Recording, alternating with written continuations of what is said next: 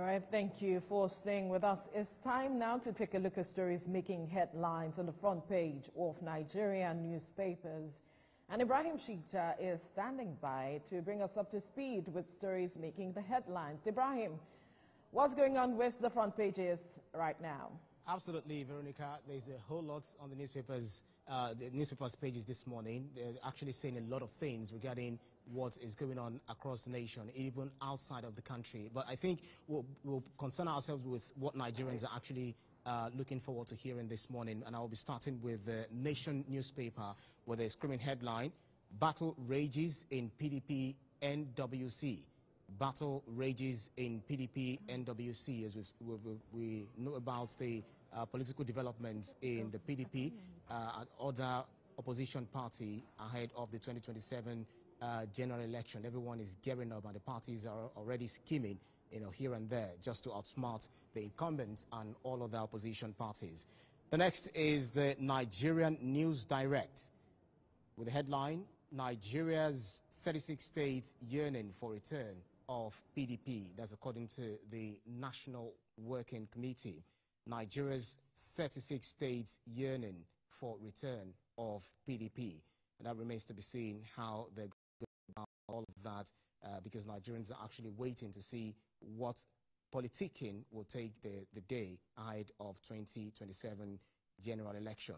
Next is this Nigeria newspaper.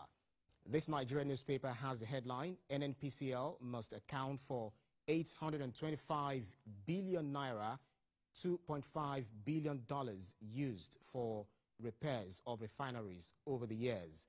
NNPCL must account for 825 billion naira to $2.5 billion used for repairs of refineries over the years. The NNPC has also been accused of maybe lack of transparency, but what we are beginning to see from the NNPCL is, bringing up, ensuring that the refineries, come upstream. We talk about Warri at the end of the 2024, and also Port Harcourt, which came in a little earlier, sometime in November in 2024. But then there are questions about NNPCL to account for 825 billion naira, $2.5 billion used for repairs of refineries over the years. And that also reminds us of former President Olusegun Obasanjo, who called to account, who actually gave accounts of his own stewardship during his own administration between 1999 and 2007, saying that more than $2 billion have been sunk into turnaround maintenance, etc., of the NNPCL. And then the NNPCL also inviting the president, former president, asking him to, come for some, facility visit to see for himself that the refineries are actually, coming out on stream and they're working. We've seen Femi Falana, the Senior Advocate of Nigeria. We've also seen the TVC President, Festus Osifo, and also the NLC President Joe Ajaero and the like, who had visited the NNPC, the refineries, to also confirm that they are working. But the former president didn't take it lightly. He's saying that that's quite a disrespect to his person. You can't invite him via the news media or the media, or using the social media, or using the public address just to invite him. You have to send a proper invitation to the former president. Well, the fourth and back is actually going on, and then we continue to monitor how that definitely pans out. But Nigerians are expecting that the former president will visit the NNPCL, the refineries, to see for himself whether they're actually working or not. Next is Business AM. Nepal, Dangote refinery set to drive fuel price down to 500 naira per litre in 2025. That's according to stakeholders. Nepal, Dangote rivalry set to drive fuel price down to 500 naira per litre in 2025. Stakeholders, well, Nigerians are actually waiting with bated breath to see how the fuel price will be driven down to 500 naira, because we really can't wait, so that we'll have, a spillover effect on the prices of goods and food prices, etc., which definitely will help Nigerians to be better. Nigeria to be better, and Nigerians to be happy that, yes, we're getting our country, back. Daily Independent is next. Northern Democrats woo Southern politicians to form new party. Northern Democrats woo Southern politicians to form new party. But whether Nigerians will be willing to accept new party, because over the years we've been parties ahead of the elections, just to, one way or the other, maybe grab, so to speak, the power from the incumbent, and then with the promise of having a better Nigeria, a better Nigeria for the coming season or the coming years. Politicians will always scheme one way or the other. They always, permutate, do a lot of calculations in order to move on. So, New Telegraph is next. 2027 is the kicker. Northern Bloc plans to register with INEC. Northern Bloc plans to register with INEC. That's New Telegraph. Blueprint is next. Kwakwanso to Northern Elders. Your choice of presidential candidates undermining democracy. Kwakwanso to Northern Elders. Your choice of presidential candidates undermining democracy. Well, this is Kwakwanso, also, talking here. Just a few days ago, he was responding to maybe a news story coming out of a purported meeting between former Vice President Atiku Abubakar, Peter Obi, where they said that there would be an agreement.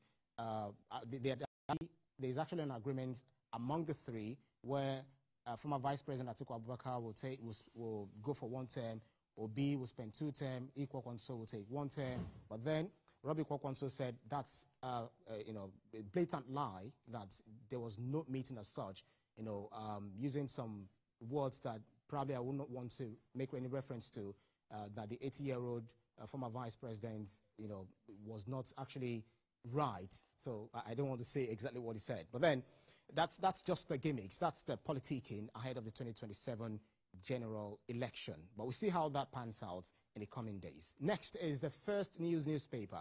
Southern monarchs to Tinubu, tackle food crisis, alleviate hardship now. Southern monarchs to Tinubu, tackle food crisis, alleviate hardship now. Next is Platform Times newspaper. Ijebu Land State creation, Awujale holds closed-door meeting with Tinubu in Lagos.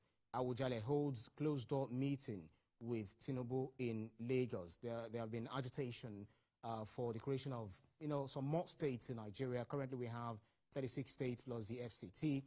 We have, in Oyo State, there is this advocacy for Ibadan, the creation of Ibadan State. There is also, and so on and so forth. So national economy is next. Agriculture, IT, renewable energy, others shape Nigeria in 2025, and so on and so forth. Well, that's all we can review this morning on the newspaper. We'll definitely have so much more in the course of the program. Veronica, there have been, there's so many newspapers, newspaper headlines rather, this morning. That's just a few that we can chew on for Nigerians to get themselves up to date. Veronica. Absolutely, but one or two of the headlines caught my attention, one of which is former President Olusegun Obasanjo's response to the NNPCL, saying they can't invite him via the tabloids or the media. They have to, get the message or invites across to him directly, which I agree with him, based on his status and all of it. If the NNPCL is being true to itself, then they can invite to him, I think. Absolutely. And then the other one is the Southern monarchs asking the president to tackle matters of food crisis. Recall that the president just made a statement where he said that the governors are critical to matters of agriculture since they are in charge of the lands, basically. And so I believe that monarchs need to begin to speak to the state governors where they reside so that they can begin to take necessary steps. These governors cannot do everything on their own. They need all the support they need. And so I believe that the monarchs need to liaise with the governors to ensure that, give them some ideas, I think.